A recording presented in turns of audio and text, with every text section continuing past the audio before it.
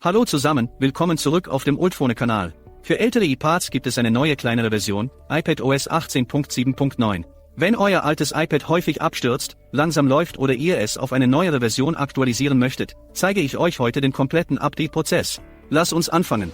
Methode 1, Beta-Version herunterladen. Ladet zunächst die Public Beta herunter, bevor die offizielle Version veröffentlicht wird. Interessierte Nutzer können die Apple Developer App aus dem App Store herunterladen. Öffnet danach die Einstellungen auf eurem iPad und aktiviert die iPadOS Public Beta.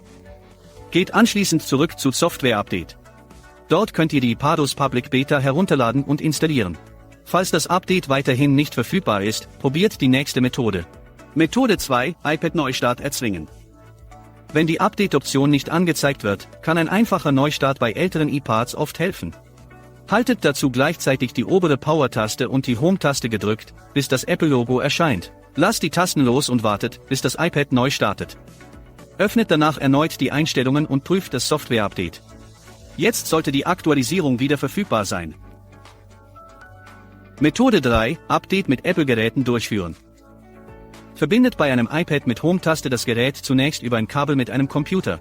Haltet anschließend die Home-Taste und die Power-Taste gleichzeitig gedrückt, bis der Bildschirm schwarz wird und das iPad in den Wiederherstellungsmodus wechselt. Öffnet danach die Apple-Geräte-App. Dort könnt ihr zwischen Aktualisieren und Wiederherstellen wählen. Wählt Aktualisieren und folgt den Anweisungen.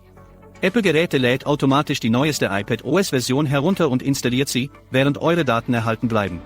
Wartet einfach, bis der Vorgang abgeschlossen ist, und schon könnt ihr die neue iPadOS-Version auf eurem iPad nutzen. Methode 4, Ultphone iOS System Repair verwenden. Falls es Probleme mit Apple-Geräten gibt, ist Ultphone iOS System Repair eine gute Alternative. Mit nur wenigen Klicks könnt ihr Systemprobleme beheben. Das Tool kann außerdem über 150 iOS und iPadOS-Probleme reparieren. Den Download-Link findet ihr in der Videobeschreibung. Installiert das Programm und verbindet euer iPad mit einem PC oder Mac.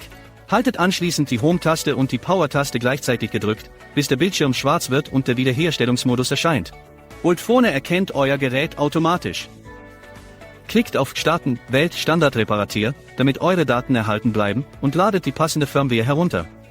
Sobald der Download abgeschlossen ist, klickt auf Starten, um den letzten Schritt durchzuführen. Der gesamte Vorgang dauert ungefähr 10 Minuten. Nach Abschluss der Reparatur startet euer iPad neu. Öffnet anschließend die Einstellungen und ihr könnt sehen, dass euer iPad erfolgreich auf die neue Systemversion aktualisiert wurde. Das war's für heute. Wenn euch dieses Tutorial geholfen hat, lasst gerne ein Like da und abonniert unseren Kanal. Wenn ihr Fragen habt, schreibt sie gerne in die Kommentare. Wir sehen uns im nächsten Video.